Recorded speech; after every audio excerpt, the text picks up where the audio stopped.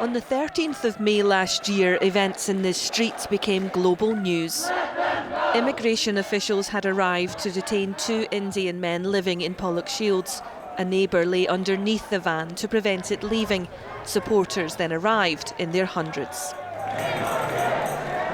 I remember so clearly coming back from school and my mum was like, "Listen, do you want to avoid our street?" And I was like, that's a bit weird. All of a sudden, the whole of our neighbourhood was just down at that bus stop. The people you were standing shoulder to shoulder with, you've never seen them before. People got to realise, oh, these are our neighbours. After 8 hours, the men were released. The next day, Lakvar Singh spoke to STV News.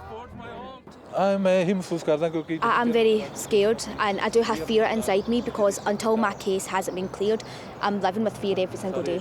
12 months on, the men are still waiting for an outcome to their deportation case. The ramifications of what transpired on Kenmure Street are still being felt.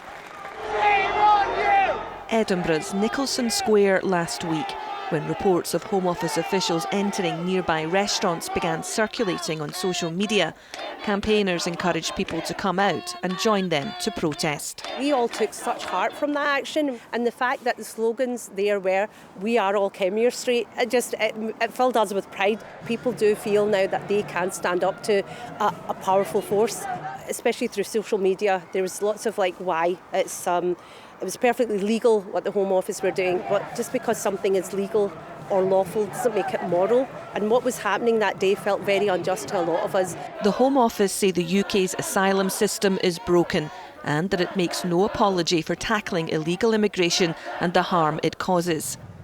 A spokesperson added the new plan for immigration offers support to those most in need while removing those who have no right to be in the UK. Charities working with those seeking asylum say raids in both cities have heightened anxiety and fear.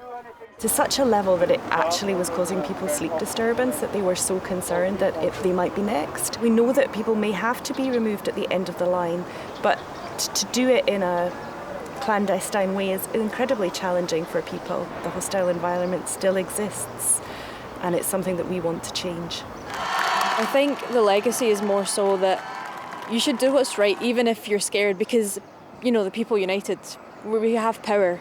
A vigil begins a weekend in Pollokshields, being billed as a festival of resistance. Another act of solidarity that community leaders say is needed now more than ever. Sharon Frew, STV News.